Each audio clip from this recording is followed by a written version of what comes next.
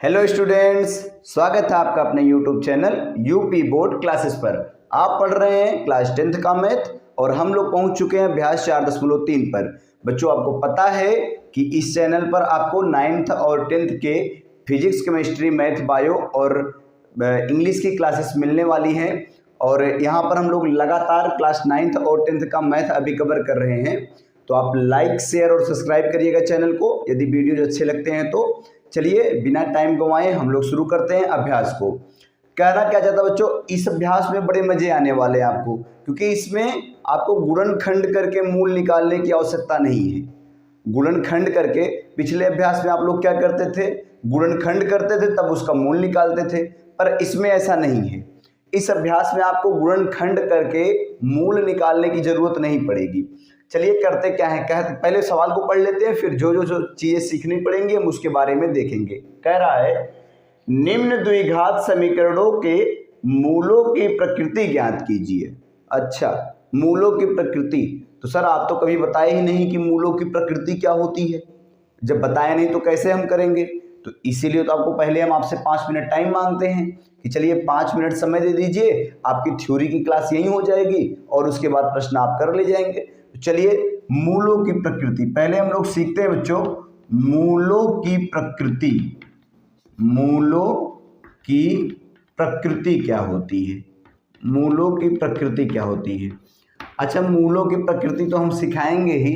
पहले तो एक बात बताइए, द्विघात समीकरण का मानक रूप कैसा होता है। द्विघात समीकरण का मानक रूप कैसा होता है बच्चों?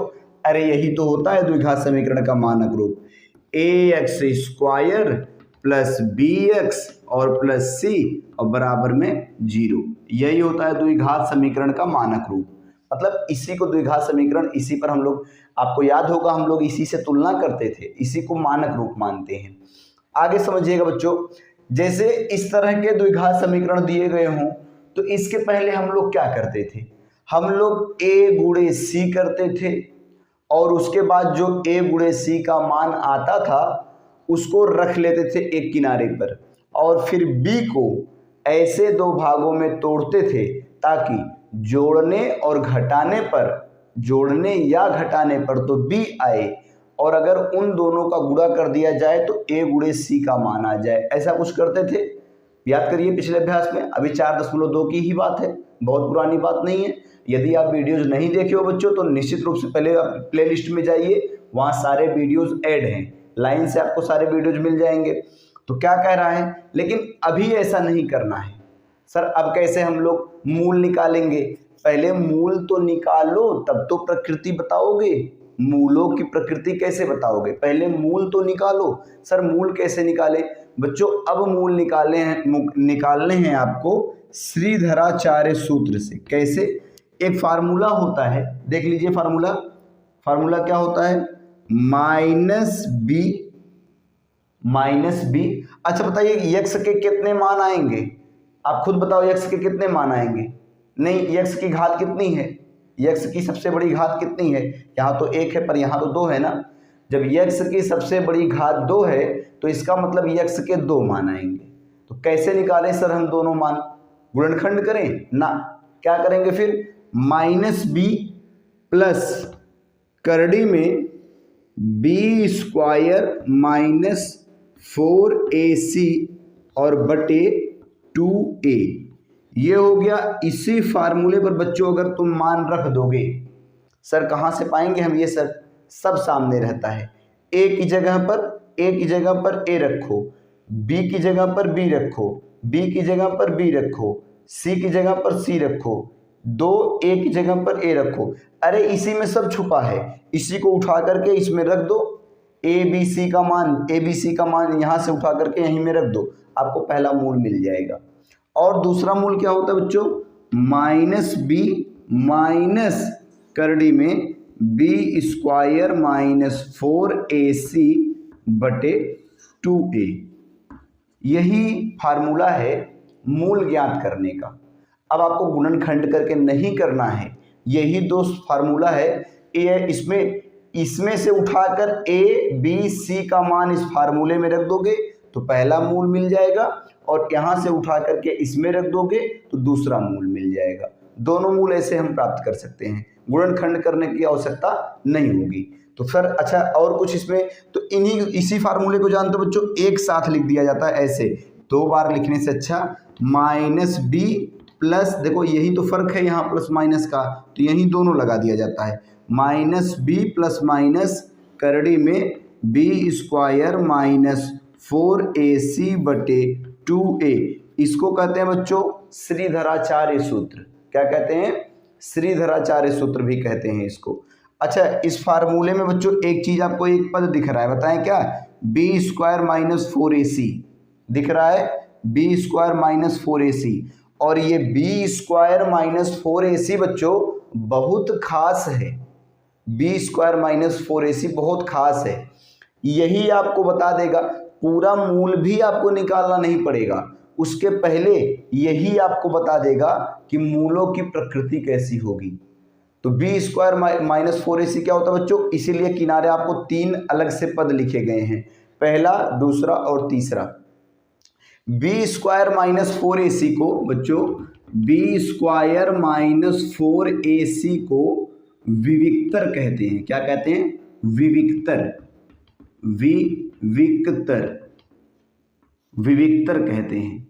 और इसको डी से दर्शाते हैं, किससे? डी से, है ना, डी से दर्शाते हैं, विविक्तर D. B square minus 4ac को विविक्तर डी कहते हैं। हम अगर विविक्तर बोल देंगे तो घबराइएगा मत, विविक्तर अगर हम बोल दें बीच बीच में तो इसका अर्थ है यही, बी स्क्वायर माइनस 4ac को कह रहे हैं। अच्छा, इसका काम क्या होता है बच्चों? जो इस सूत्र के अंदर आया हुआ है, देखो यहाँ पर प्रयोग हुआ है, इसको कहते हैं विविक्तर डी।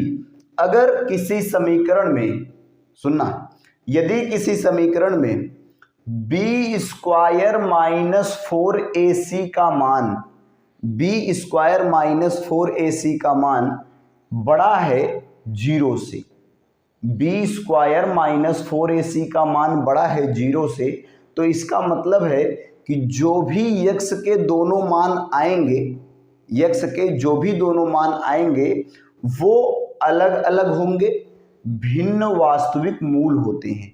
भिन्न का मतलब है कि अलग अलग, और वास्तविक मूल होते हैं। ठीक है, मतलब यक्स के दो मान आएंगे, दोनों अलग अलग रहेंगे। जैसे अगर यक्स का एक मान 4 आ गया, एक का 5 आ सकता है, एक का -6 आया है तो एक का -7 आ सकता है, ऐसे ही दो मान आएंगे। लेकिन कब? जब बी स्क्वायर माइनस 4ac का मान बड़ा रहे, कितने से?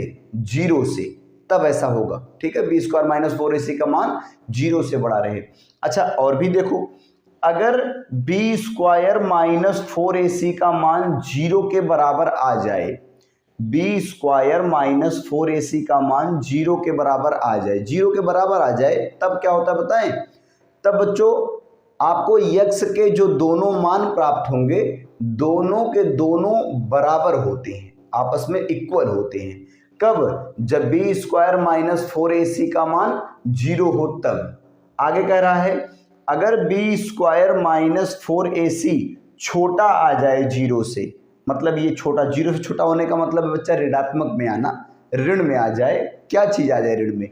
बी स्क्वायर माइनस 4ac का मान। सर ये बी स्क्वायर माइनस 4ac क्या है? अरे भैया, बी स्क्वायर, बी की जगह यही रखोगे, इसी का स्क्वायर, माइनस लगाओगे, 4 लिखोगे, फिर ए की जगह ये लिखोगे, सी की जगह ये लिखोगे।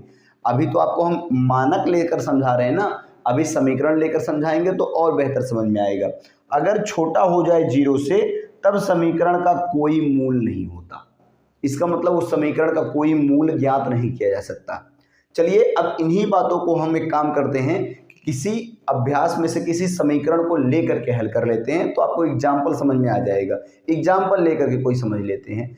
तो आप इतनी बातों को नोट कर लीजिएगा बच्चों, ये आपका मेन सूत्र है मूल निकालने का, और ये है विविक्तर डी निकालने का, विविक्तर डी को ज्ञात करने का। इससे मूलों की प्रकृति मिल जाएगी और इससे बच्चों मिल जाएंगे मूल, इन दोनों समीकरणों से मिल जाएंगे मूल। तो पहले आप इतने को नोट करना चाहें तो नोट कर लीजिएगा, तब तक आपके सामने से हम हटे हुए हैं, स्क्रीनशॉट मार सकते हैं बच्चों।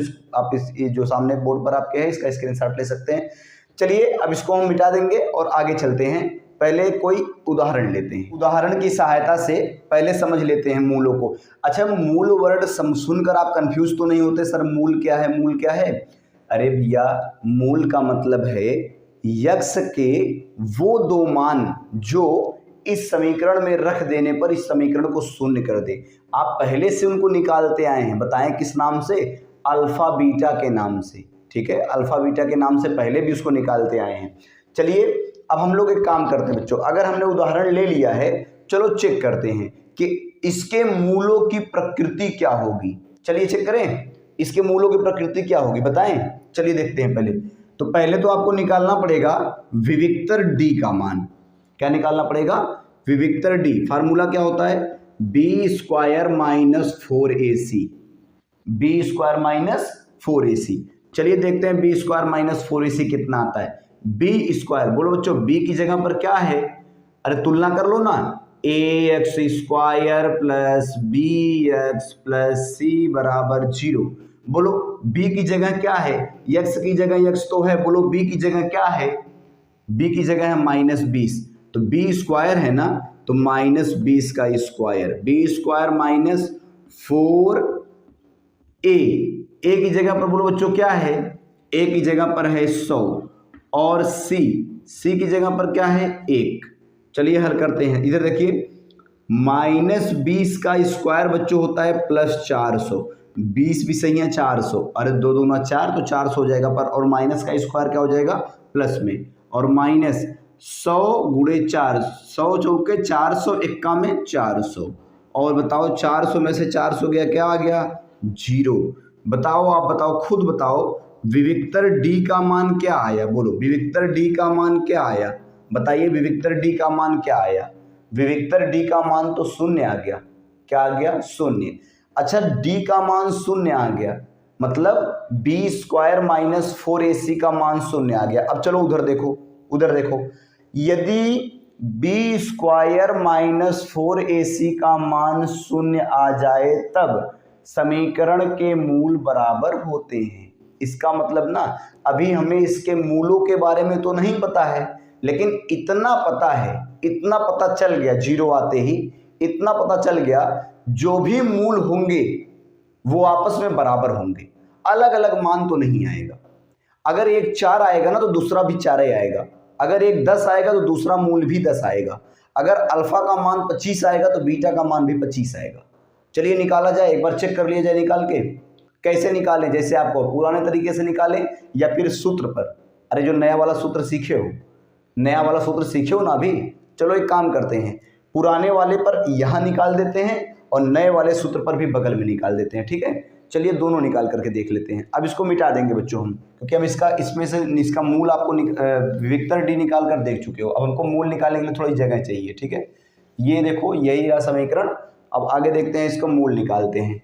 चलिए पुराना तरीका देखेंगे। अब 100 51 में 100 -20 को ऐसे दो भागों में तोड़ो ताकि जोड़ने या घटाने पर तो -20 आए, लेकिन जब उन दोनों का गुणा किया जाए तो 100 आना चाहिए। तो ऐसे कर दोगे, हम यहाँ थोड़ा जल्दी करेंगे क्योंकि टाइम बहुत हो जाएगा। 100x स्क्वायर ऋण 10x ऋण 10x और धन 1 बराबर 0। यहाँ देख रहे हो, यहाँ पर 10 और यहाँ पर 10। आप एक काम कर लो, 10x कॉमन ले लो, यहाँ क्या बचेगा? यहाँ बचेगा 10x, अरे 10 निकल गया, x निकल गया, 10x और ऋण यहाँ क्या बचेगा? 1। आप यहाँ से ऋण 1 कॉमन ले लो, बचेगा 10x ऋण 1 और बराबर में 0। 2 बार है ना तो कॉमन ले लो, 10x ऋण 1 कॉमन ले लो, बचेगा क्या बच्चों? 10x ऋण 1 बचेगा और बराबर में 0। दोनों को बराबर, एक बार इसको 0 मानो।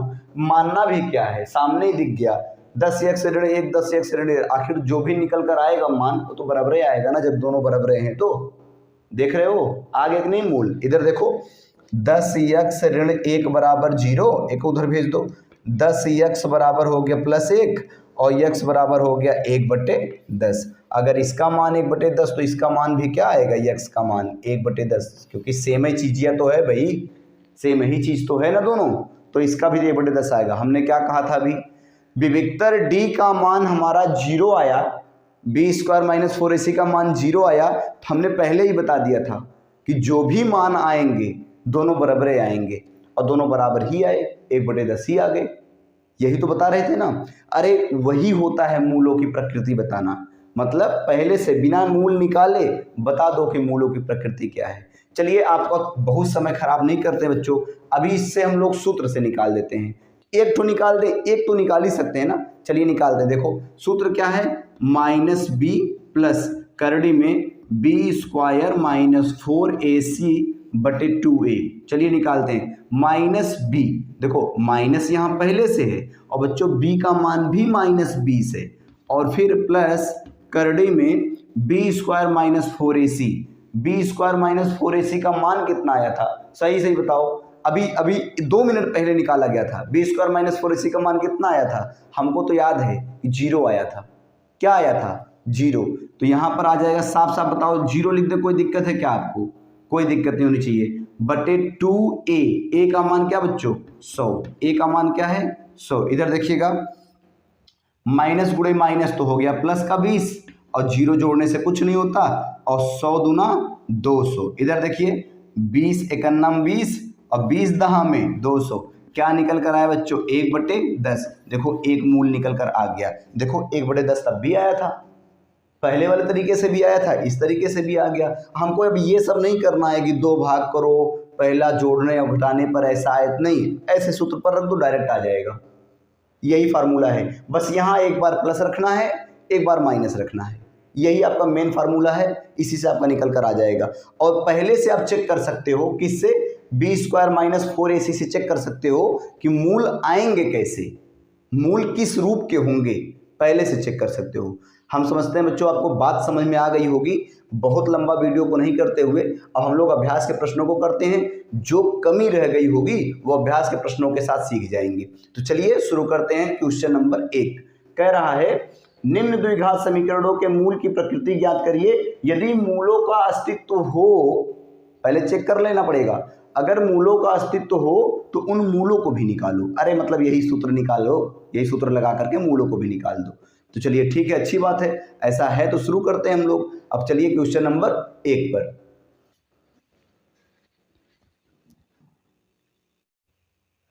चलिए बच्चों पहले का पहला प्रश्न देखते हैं। कह रहा है 2x² - 3x 5 = 0।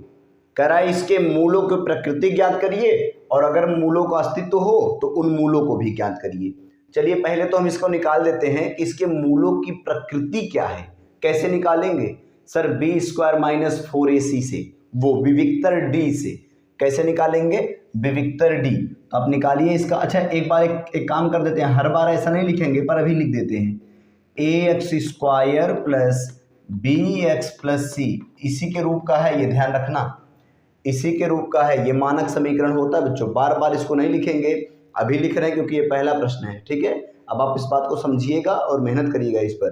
क्या कह रहा है देखिए, विविक्तर d बराबर क्या होता है, b² - 4ac। देखिए कितना आता है b² - 4ac। इधर देखिए बराबर b², b की जगह क्या है बच्चों, -3, तो -3 का स्क्वायर -4a, a का मतलब 2 और c का मतलब 5। देखिए क्या आ गया, 3 त्रिक 9 ऋण 4 दूना 8, 8 पचे 40। कितना आया, 9 में से 40 गया, कितना आएगा, -31। d का मान आया -31। -31 बताओ विविक्तर d, -31 जो होता है वो 0 से बड़ा है कि छोटा, 0 से बड़ा है कि छोटा। तो बच्चों d जो आया वो छोटा आ गया 0 से, d का मान छोटा है 0 से। d का मान कैसा है, छोटा है 0 से। तो यदि b² - 4ac का मान छोटा आ जाए 0 से, तब समीकरण का कोई वास्तविक मूल नहीं होता। तो इसका मतलब इस समीकरण का कोई वास्तविक मूल नहीं होगा। अर्थ हुआ बच्चों कि इसके मूलों का अस्तित्व नहीं है, तो हम इसको यहीं छोड़ देंगे। ठीक है, d का मान कैसा आ गया, d का मतलब बच्चों विविक्तर, d का मतलब विविक्तर। क्या होता है d का मान, वही बच्चों b² - 4ac, वही तो रख के निकाले हैं ना। तो इसको हटा देते हैं। अब चलते हैं नेक्स्ट क्वेश्चन पर। ठीक है, पहले का दूसरा वाला, ये जगह है खाली तो इसलिए दूसरा वाला भी यहीं कर देते हैं। चलिए देखिए प्रश्न क्या कह रहा है, प्रश्न कह रहा है 3x² - 4 करड़ी में 3 3x² ऋण 4 करड़ी में 3x और c का मान है प्लस में 4 और प्लस में 4 बराबर 0, प्लस में 4 और बराबर में 0। ठीक है, प्रश्न यही कह रहा है कि 3x² ऋण 4 करड़ी में 3x और प्लस में 4 बराबर में 0, ये समीकरण है। चलिए चेक करते हैं विविक्तर डी को। विविक्तर डी का मान कितना आता है? तो डी बराबर होता है b² माइनस 4ac। अच्छा अब देखिए ax² plus bx plus c। तो अब बार बार हम नहीं लिखेंगे कि कौन सा a है कौन सा b। अब तो आप पहचानना सीख गए होंगे। x² के गुणांक को a कहते हैं, x के गुणांक को b कहते हैं और अचर पद को c कहते हैं। चलिए देखिए ये हो जाएगा बराबर b²। b का मतलब है बच्चों ऋण 4 करड़ी में 3 का स्क्वायर, b² माइनस 4a का मतलब क्या है 3 और c का मतलब क्या है 4। कितना आ गया देखो, ये हो जाएगा ऋण 4 का स्क्वायर होता है 16 और करड़ी में 3 का स्क्वायर 3, तो ये हो जाएगा 16 गुणे 3, 16 दूना 32, 16 तिया 48, तो ये आ गया 48 प्लस में। अब इसको इतने का कैलकुलेशन आपको आना चाहिए। ऋण 4 का स्क्वायर 16 बनता है प्लस में 4, 4 चौके 16, क्योंकि ऋण का ऋण में गुणा होगा तो प्लस हो जाएगा और करड़ी में 3 का स्क्वायर 3 ही होता है, 16 तिया 48 आया। ऋण 4 चौक 16, 16 तिया 48। अरे भगवान ये क्या हो गया, सुनो 48 में 48 क्या 0। विविक्तर डी किसके बराबर आ गया? अरे 0 के बराबर आ गया भाई, 0 के बराबर मतलब समझ रहे हैं? ये देखो इधर देखो b² माइनस 4ac अगर 0 के बराबर आ जाए तब समीकरण के मूल जो होंगे आपस में बराबर होंगे। बच्चों हमको तो नहीं पता अभी इसका मूल क्या है, पर इतना तो पता चल गया, इसके मूलों की प्रकृति तो पता चल गई कि जो भी मूल होंगे वो आपस में बराबर होंगे। चलिए मूलों को भी निकाल कर देखा जाए। ठीक है, मूलों को निकाला जाए, कैसे निकालें? सूत्र से निकालें ना कि पुराने वाले तरीके से सूत्र से निकालते हैं, क्योंकि अब सूत्र वाला पार्ट पढ़ रहे हैं बच्चों, तो सूत्र से निकाल के देखते हैं। ये देखिए हम थोड़ा सा जगह इधर कर देते हैं, ऐसे इधर कर लेते हैं जगह को यहाँ पर। चलिए निकालते हैं इसके मूल को। क्या होता है मूल? पहला तो होता है माइनस b प्लस करड़ी में b²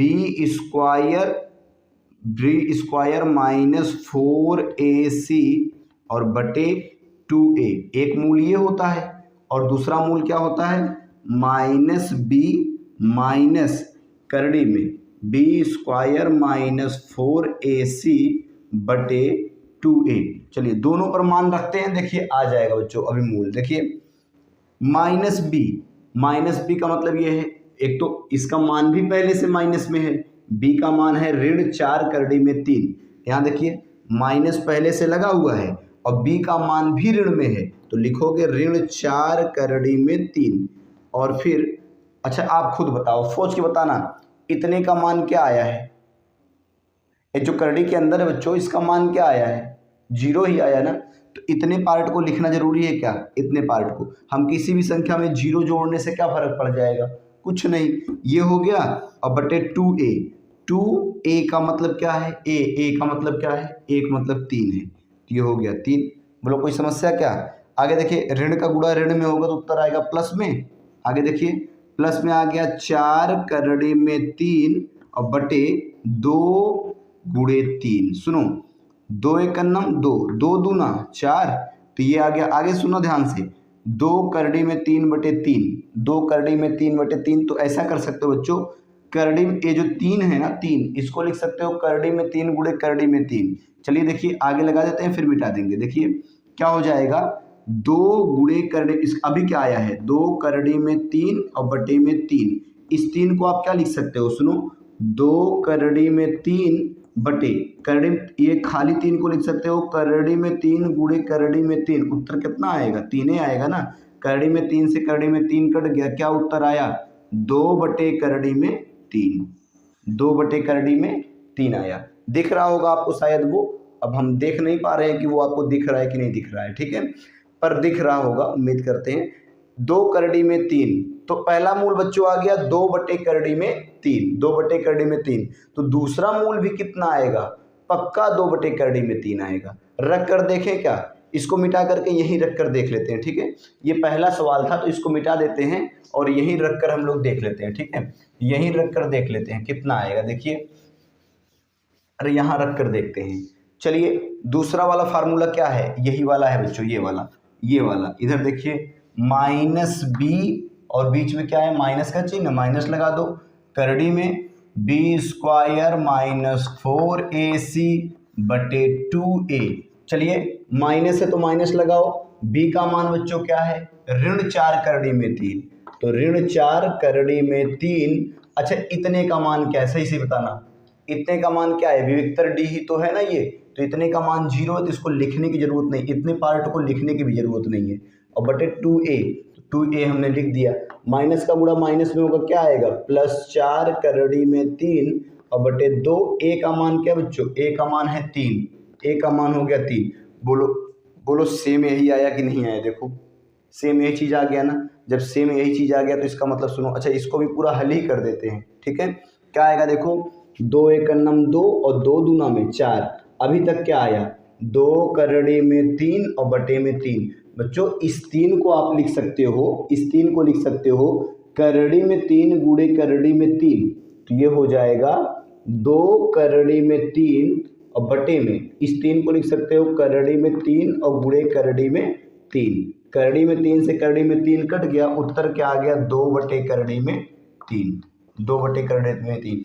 एक मूल यहाँ पर आया 2 बटे करड़ी में 3, एक मूल यहाँ पर आया 2 बटे करड़ी में 3, तो इसका मतलब है दोनों मूल आपस में कैसे हैं, बराबर है। दोनों मूल आपस में कैसे हैं, बराबर हैं। यही तो हमको पता चला था ना बच्चों, अगर d बराबर 0 आ जाता है तो पहले ही बताए थे हम कि मूल बराबर होते हैं।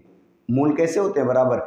देखिए अब अगर आपको छोटे पॉइंट नीचे ना दिख भी रहे, नहीं भी दिख रहे हो, तो मूल आप निकालना सीखिए। सूत्र आपके सामने है, b की जगह b का मान रखो, b की जगह इतने का मान तो आप पहले भी निकाल चुके होते हो भाई, इतने का मान तो पहले से 0 है, तो इतने को तो हटा ही दो, ही बस केवल माइनस b बटे 2a, माइनस b बटे 2a। चलिए हम आपको डायरेक्ट ठोस सूत्र दे देते हैं, सुनिए। देखिए जब कभी भी बच्चों सुनो, यहाँ कोष्टक में दे रहे हैं सूत्र, इधर देखो, जब कभी भी d का मान 0 आ जाए, जब कभी d का मान 0 आ जाए तो जो मूल होते हैं ना, पहला मूल होता है माइनस b बटे 2a और जो दूसरा मूल होता है बच्चों वो भी होता है माइनस b बटे 2a। आप डायरेक्ट इसी पर रख कर निकाल सकते हो, बताओ इससे आसान अब क्या होगा, वही तो आया है। देखो माइनस b बटे 2a, इतने का मान यहाँ 0 था, अब इतने का मान यहाँ 0 था, तो यही तो आया आखिर माइनस b बटे 2a, तो ये हल हो गया, ठीक है। थोड़ा सा एक क्रम में नहीं हो पाया ये प्रश्न, यहाँ से शुरू किए थे हम, d बटे 0 आया था, यहाँ से पहला मूल निकाले तो ये पहला मूल आया और ये सूत्र देख करके बच्चों दूसरा मूल निकाले हैं, ठीक है। ये सूत्र से यहाँ से आप यहाँ लिखा गया है। चलिए हम इसको मिटाते हैं और चलते हैं प्रश्न नंबर पहले के तीसरे पर।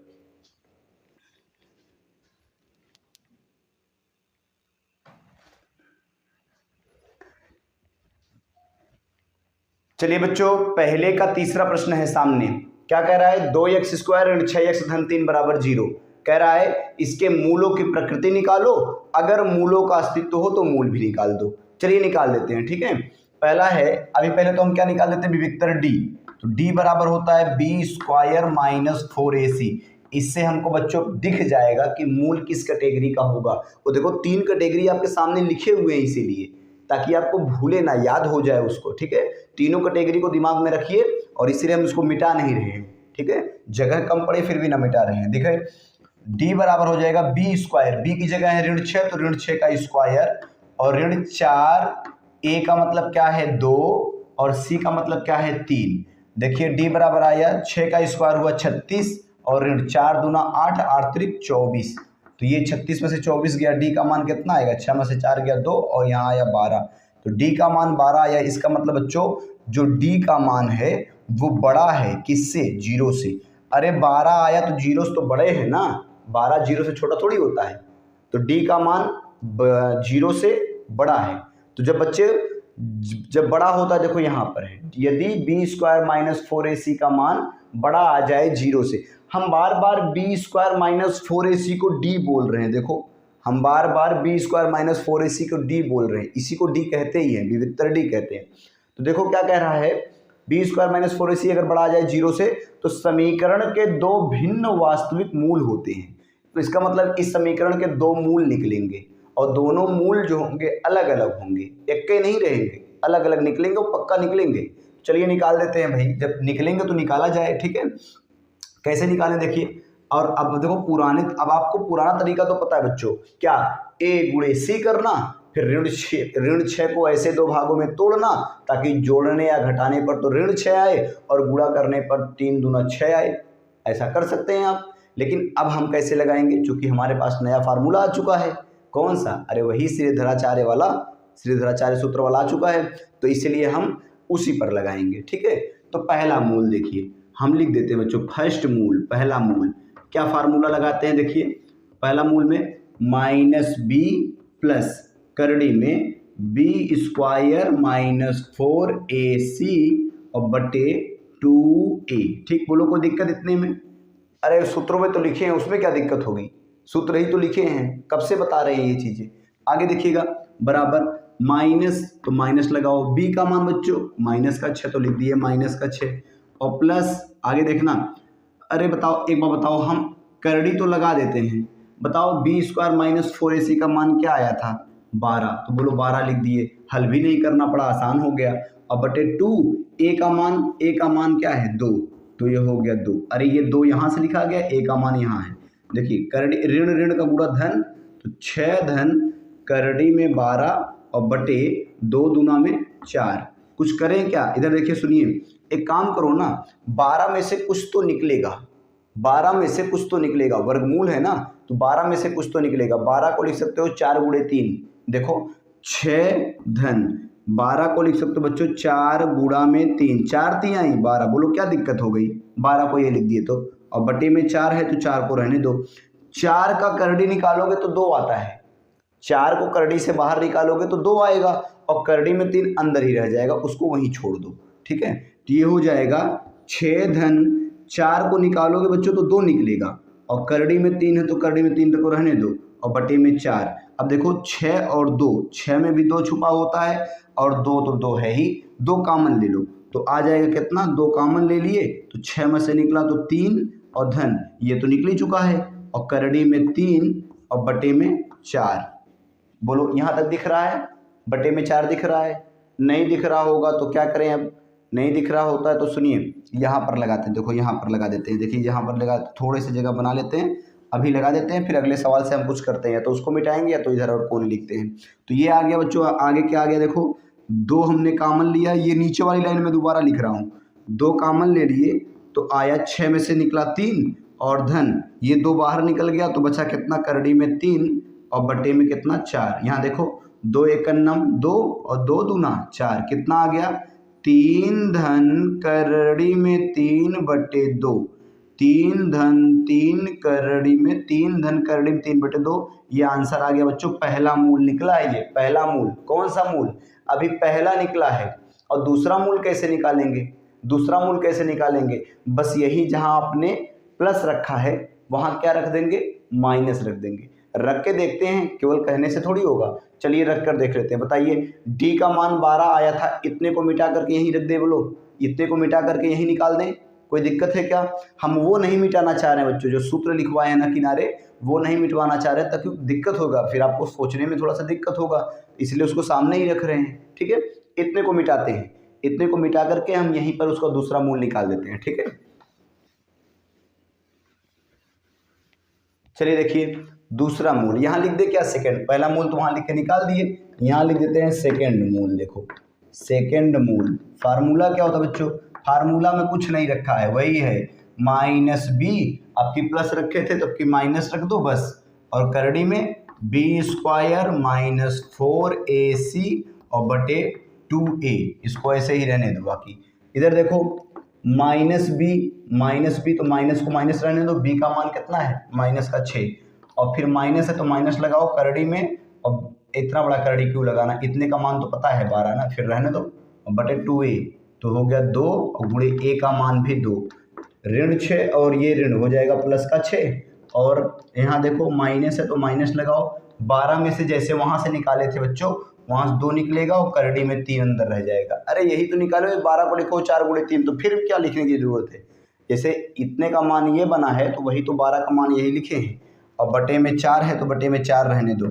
यहाँ इसमें से 2 कामन ले लो तो हो जाएगा, 2 कामन लिए तो आएगा 3 ऋण और 2 तो निकल चुका है, करड़ी में 3 और बटे में 4।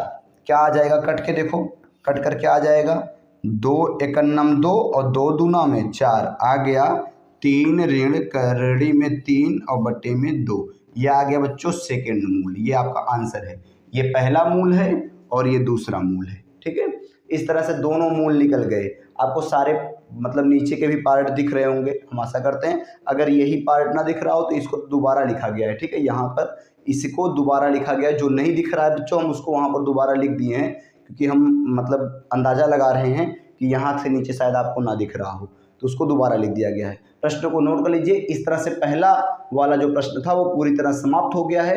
अब हम चलते हैं दूसरे नंबर प्रश्न। चलिए बच्चों, सवाल नंबर दूसरा शुरू करते हैं। प्रश्न क्या कह रहा है, पढ़ते हैं। देखिए, निम्न प्रत्येक द्विघात समीकरण में, ये जो नीचे दोनों दिए गए हैं, इनमें कह रहा है k का ऐसा मान ज्ञात कीजिए, k का ऐसा मान ज्ञात कीजिए कि उसके 2 बराबर मूल हों। अर्थात मूल बराबर हैं बच्चों। मूल कैसे हैं, बराबर हैं। मूल कैसे हैं, ने बताओ मूल कैसे हैं, खुद कह रहा है, देखो उसके 2 बराबर मूल हों। मूल बराबर मतलब समझ रहे हो, अभी वही बीच में लिखा गया था फार्मूला, अगर b स्क्वायर माइनस 4ac का मान 0 हो जाए तो इसका मतलब मूल बराबर होते हैं। बोलो सही बात है। अभी तक तो यही पढ़ाए थे कि यदि b स्क्वायर माइनस 4ac का मान 0 हो जाए तो दोनों मूल आपस में कैसे होते हैं, बराबर होते हैं। चलो एक काम करें, ये कह रहा है कि इसके ऐसे मान कर 2 बराबर मूल हो, इसको 2 मूल बराबर बता रहा है वो। चलो देख लेते हैं, अगर 0 आ जाएगा तो अपने आप k का मान निकल जाएगा। चलिए करते हैं बच्चों। जब 2 मूल बराबर हैं तो कैसे करेंगे, सुनिए। इधर देखिएगा, इसको रखते हैं b स्क्वायर, विविक्तर d निकालने पर, देखो विविक्तर d निकालने पर तो ये हो जाएगा, ये लिख भी देते हैं इसको, विविक्तर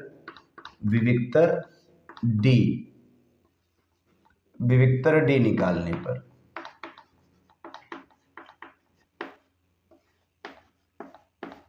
कितना होना चाहिए, 0 होना चाहिए। और ये है क्या, ax square plus bx plus c।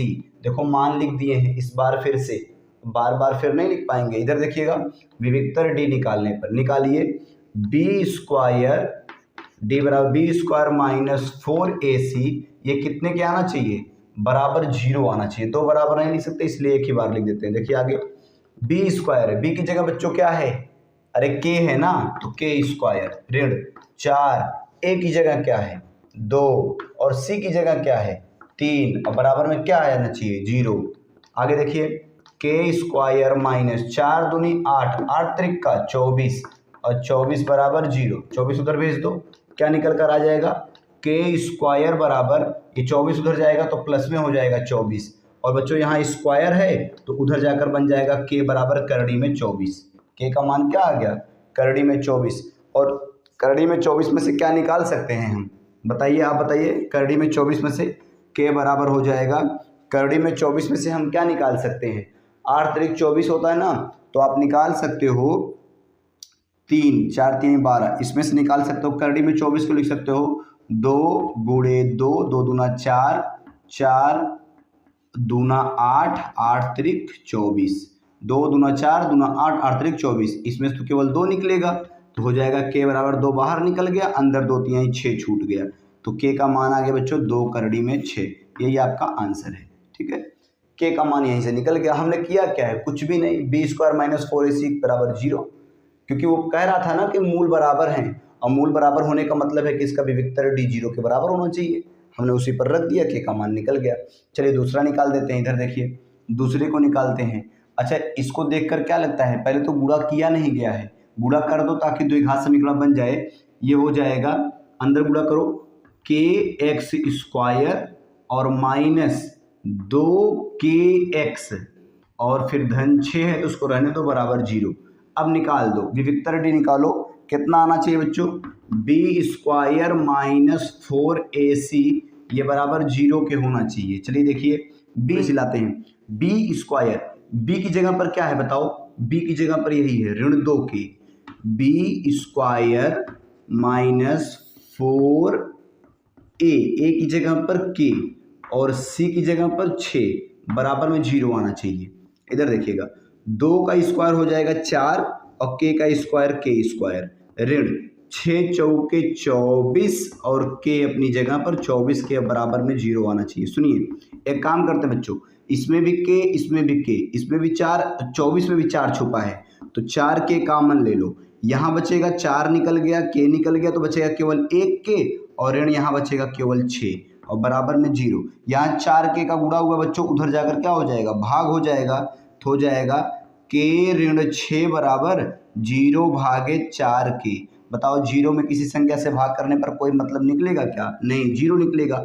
सुनो एक काम करते हैं, तो ये हो जाएगा k ऋण 6 और बराबर में 0 और k बराबर हो जाएगा 6 उधर भेज दो तो प्लस का 6, तो k का मान बच्चों निकल गया दूसरे वाले में प्लस का 6। ठीक है, अब आपको तो किनारे वाला भी पार्ट दिख रहा होगा, नोट कर लीजिएगा सवाल। इस तरह से सवाल नंबर 2 पूरी तरह समाप्त हो गया। चलो बच्चों प्रश्न नंबर 3 देखते हैं क्या कह रहा है, सुनिए। कह रहा है क्या एक ऐसी आम की बगिया बनाना संभव है जिसकी लंबाई चौड़ाई से 2 गुनी हो, जिसकी लंबाई जो है वो चौड़ाई से 2 गुनी हो और उसका क्षेत्रफल 800 मीटर स्क्वायर हो, यदि हाँ तो उस बगिया की लंबाई और चौड़ाई बताओ। चलो हल करते हैं बच्चों।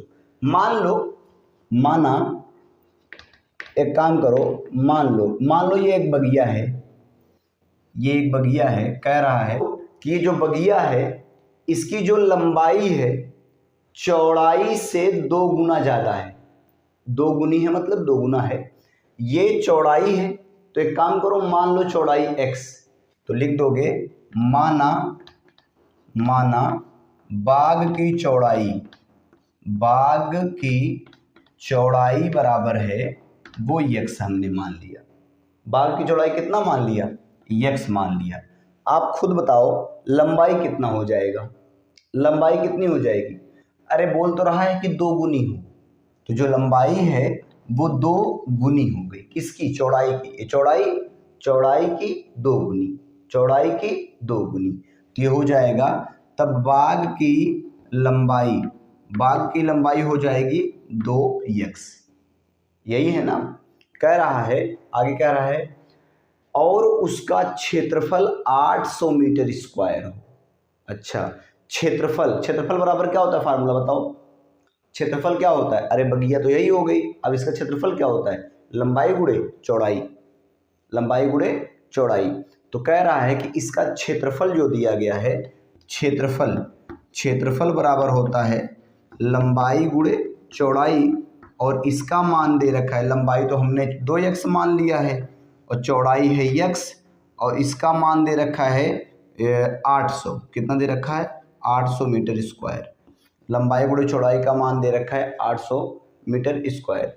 चलिए अच्छा, इसमें और हम क्या कर सकते हैं, इसमें आप पूरा क्या कर सकते हैं, चलिए देखते हैं। इधर देखो, क्षेत्रफल बराबर हो गया 2x और गुणे x बराबर है 800, है ना, तो ये बन जाएगा 2x का स्क्वायर बराबर 800। अरे बात को समझो भाई, ये हुआ लंबाई, ये हुआ चौड़ाई, अरे यही तो लिख रहे हैं, लंबाई गुणे चौड़ाई ये बराबर है 800 के, क्षेत्रफल दिया है ना 800, तो लंबाई गुणे चौड़ाई 800 हो गया, क्षेत्रफल हो गया। आगे देखिएगा, यहाँ से बच्चों अगर निकालना चाहो तो 2 को उधर भेज दो, x स्क्वायर बराबर हो जाएगा 800 बटे में 2, क्योंकि 2 यहाँ गुणे में हुआ था ना, 2 एकन नाम 2 और 2 चौके 8, x स्क्वायर बराबर हो गया 400।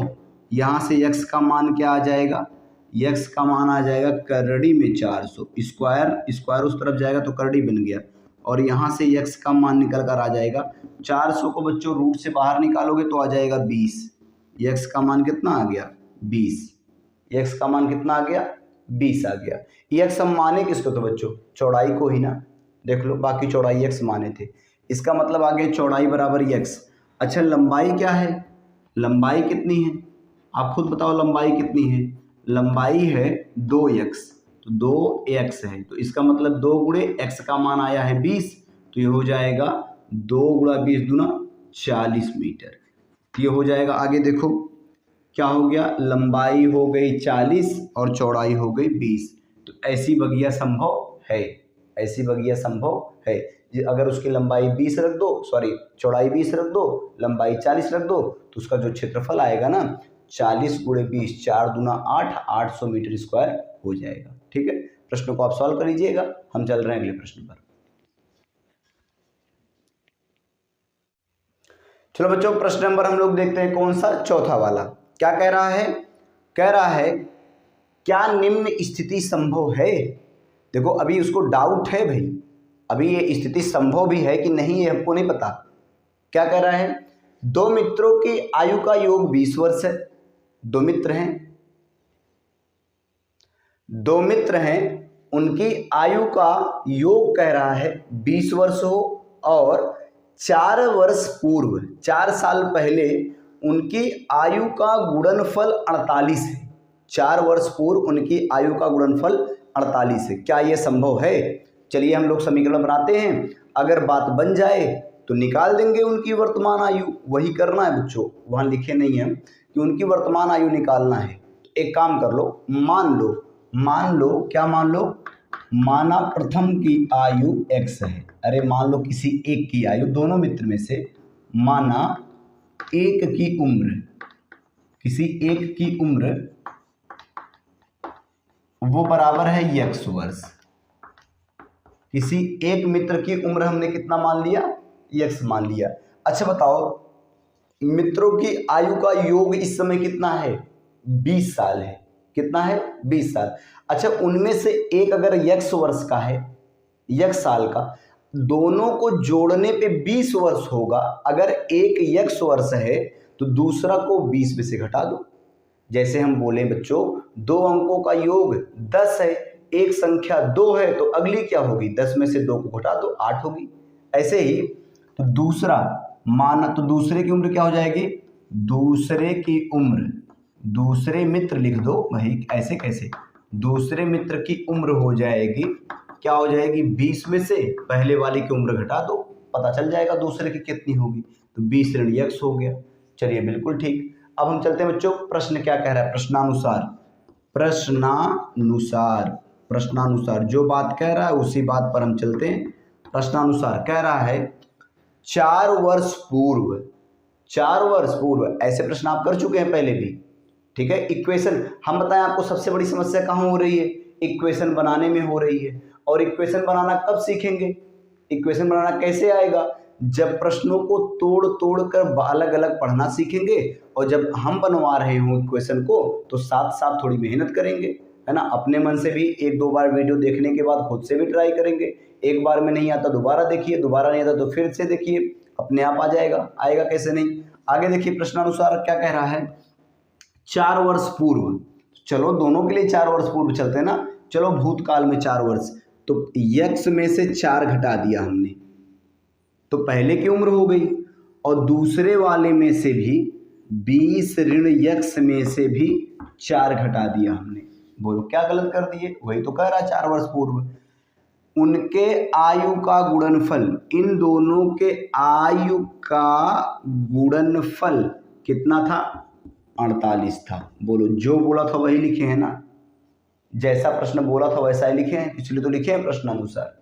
कर दो इनका गुणा, इधर देखो x ऋण 4 ऐसे रहने दो और गुणा को ऐसे रहने दो। बताओ 20 में से 4 जाएगा तो क्या आएगा, 16, तो ये हो गया ऋण x, और यहाँ से गया तो प्लस का 16, अरे 20 ज़्यादा है ना तो इसलिए प्लस चिन्ह आएगा, और बराबर में 48। गुणा कर दो, x का गुणा x में हुआ तो बच्चों आया -x², क्योंकि ये माइनस में है, और x का गुणा 16 में हुआ तो प्लस 16x, और फिर माइनस का गुणा इसमें हुआ तो प्लस 4x, और फिर 4 का गुणा इसमें 16 चौके 64, 16 दूना 32, 16 43, 16 चौके 64, वो भी ऋण में 64, और बराबर में 48 रहना चाहिए। आगे देखो -x² और 16 और 4 20, तो हो गया प्लस 20x, और सुनो ऋण 64 है, 48 को भी इधर ले आओ, तो ऋण 64 और ऋण 48 कितना हो जाएगा, बराबर 0। बराबर जो जी उस तरफ कुछ नहीं बचा तो 0 बचा ना, तो 0 को रहने दो। आगे सुनिए, आगे यहाँ पर लगा देते हैं बच्चों। देखो ये हो गया -x² और फिर प्लस 20x। आगे देखो 64 48 दोनों ऋण में है, दोनों माइनस में है, तो दोनों जुड़ जाएंगे। 8 4 12, 12 को 2 हासिल 1, और 6 4 10 और 1 11, और बराबर में 0। ये आ गया आपका द्विघात समीकरण। क्या आ गया, द्विघात समीकरण आ गया। अब इस द्विघात समीकरण को हल कर लेते हैं। पहले तो एक काम कर लो ना, इसी को चेक कर लो। कैसे, अरे विविक्तर डी से कि इसका मूल आएगा भी कि नहीं आएगा। आएगा भी तो क्या आएगा, मतलब बराबर आएगा कि अलग अलग आएगा कि नहीं आएगा। 3 लिखे थे ना इधर अभी, तो जो मिटा दिए, इसी की जगह देखो लाइन भी वहीं खींचे हैं, इसी की जगह तो लिखा गया था वो तीनों बातें। तो एक काम कर लो, b² - 4ac से चेक कर लो। d बराबर b² - 4ac से चेक कर लेते हैं। तो ये हो जाएगा, देखो बच्चों b² का मतलब कितना है, 20 का स्क्वायर, b² - 4ac। 4a का मान कितना है, -1, और c का मान कितना है, -112, और बराबर में देखो क्या आ जाएगा आगे। ये हो जाएगा 20 का स्क्वायर हुआ 400, और ऋण 112 एकम 112, और 112 चौके 448, कितना हो गया, 448। आगे देखो बच्चों, ये हो जाएगा 448, 400 में से 448 जाएगा तो आएगा -48। कितना आएगा, -48। एक बात बताइए आप, ये -48 जो आया है, ये ज़्यादा है या कम 0 से? 0 से ज़्यादा है या कम है? हमारे समझ से तो 0 से कम है, तो इसका मतलब d का मान लेस देन है 0 से। और बच्चों जब d का मान लेस देन हो जाए 0 से, तो ऐसे समीकरण के मूलों का कोई भी औचित्य नहीं होता है, अतः इसका हल नहीं निकलेगा। ठीक है, इसको यहीं छोड़ दो। लिख दोगे नहीं, क्या लिखोगे, ऐसी स्थिति संभव नहीं है। लिख दोगे स्थिति संभव नहीं है, स्थिति संभव नहीं है। ठीक है, पूछा था स्थिति संभव है कि नहीं है, तो लिख दो स्थिति संभव नहीं है। यही आपका जवाब होगा बच्चों। इसको आप नोट कर लीजिएगा, और हम चलते हैं बच्चों आखिरी प्रश्न पर। चलिए बच्चे, सवाल नंबर कितना है, 5वां, और ये बच्चों अभ्यास का आखिरी प्रश्न है। कह रहा है, क्या परिमाप 80 तथा क्षेत्रफल 400 मीटर स्क्वायर का एक पार्क को बनाना संभव है, और यदि है तो उसकी लंबाई और चौड़ाई ज्ञात कीजिए। चलिए सुनिए, मान लीजिए एक पार्क है, हल करते हैं। ठीक है, कह रहा है एक पार्क है, ऐसा मान लो एक पार्क है। हमको ये भी नहीं पता बच्चों कि ये पार्क की लंबाई क्या है, चौड़ाई क्या है, पार्क आयताकार है कि वर्गाकार है, हमको पता है नहीं। ठीक है, तो चलो एक काम करते हैं, मान लो पार्क की जो लंबाई है वो x है और चौड़ाई है y है। मानना ही पड़ेगा x y, क्योंकि ऐसा कुछ दिख नहीं रहा है कुछ से और कोई बात बने। तो जो परिमाप कह रहा है 80 मीटर है, तो परिमाप जो होता है ना, तो परिमाप क्या होता है बच्चों, परिमाप होता है 80 मीटर दे रखा है, और जो परिमाप होता है वो होता है 2 बार लंबाई और प्लस चौड़ाई, इसी को परिमाप कहते हैं, और बराबर है 80 के। तो ये हो जाएगा लंबाई और प्लस चौड़ाई बराबर निकल कर आ जाएगा, ये 2 उधर जाएगा तो 80/2। 80/2 का मतलब कितना हो गया, लंबाई और प्लस चौड़ाई का मान आएगा 40। लंबाई और चौड़ाई का मान कितना आएगा, 40। इसका मतलब लंबाई और चौड़ाई को जोड़ने पर 40 आएगा। एक बात हमको पता चल गई कि लंबाई और चौड़ाई को अगर जोड़ दिया जाए तो 40 आना चाहिए। ठीक है, आगे कह रहा है बच्चों क्षेत्रफल 400 हो, तो क्षेत्रफल किसे कहते हैं, क्षेत्रफल दे रखा है 400 मीटर स्क्वायर। ठीक है, क्षेत्रफल कहते हैं किसको है, लंबाई गुणे चौड़ाई को, तो मतलब लंबाई x गुणे y, ये बराबर दे रखा है 400 दे रखा है, तो x y बराबर 400 दिया है, x y का मान 400 हो गया। ठीक है, अच्छा एक बात बताइए, लंबाई और चौड़ाई को तो हमने x ही तो माना है, इस बात को यहाँ लिखें क्या, इस बात को अगर हम आगे लिख दें, तो लंबाई को x प्लस y का मान 40, इसको मान लो समीकरण नंबर 1, इसको मान लो समीकरण नंबर 2। अब बच्चों इसको लगाने के बहुत सारे तरीके हैं, इस प्रश्न को सॉल्व करने के और भी तरीके हो सकते हैं, पर हमको आसान तरीका थोड़ा सा दिख रहा है। तो सुनिए, एक काम, एक बार बताइए, x कोई संख्या है, y कोई संख्या है, उनको जोड़ने पे 40 आए, जोड़ने पे क्या आए 40 आए, और उनका गुणा करने पे 400 आए। मतलब सुनो इधर देखो, ऐसी दो संख्याएं बताइए, ऐसी दो संख्याएं बताइए ताकि यदि इन दोनों को जोड़ें तो उत्तर 40 आए, और जब इन दोनों का गुणा करें तो उत्तर 400 आए। उत्तर कितना आए? 400 आए। बताओ क्या हो सकता है? अरे भैया 20 और 20, 20 और 20, सुनो 20 20 40 और 20 भी सही यहाँ 400। तो इसमें बहुत कुछ सोचना भी नहीं है, आप चाहो तो डायरेक्ट लिख सकते हो कि इसका मतलब लंबाई और चौड़ाई कितना है 20-20 मीटर है। इसका मतलब आयत नहीं बल्कि एक वर्ग है। देखो, जोड़ने पर 40 आए, गुणा करने पे 400 आए। अगर हल करना चाहोगे बच्चों तो ये हल हो जाएगा, थोड़ा लंबा विस्तार जा सकता है, पर ऐसे भी देखो, दो संख्याओं का गुणनफल 400 हो और उनका योगफल 40 हो, 400 हो और 40 हो, तो बताओ कैसे हो सकता है? इन संख्याओं को जोड़ने पर कैसे हो सकता है? 20 और 20 अगर ले लेंगे तो हो जाएगा, जोड़ने पर 40 और गुणा करने पर 400। ठीक है, तो इसका मतलब हो गया x बराबर 20 और y बराबर भी क्या हो गया 20 हो गया, y बराबर भी 20 हो गया। ठीक है, अगर आप बात को नहीं समझ पाए कैसे किया गया तो आसान भाषा में तो ऐसे बता दिया गया इसको, और भी तरीके इसके लगाने के हो सकते हैं, कोई समस्या नहीं है।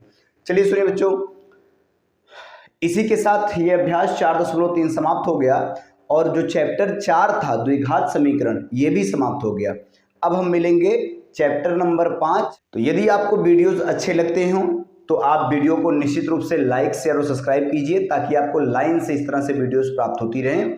धीरे धीरे आपको सभी विषय के भी वीडियो इस चैनल पर मिल जाएंगे। ठीक है, तब तक के लिए अगले वीडियो में मिलते हैं। धन्यवाद।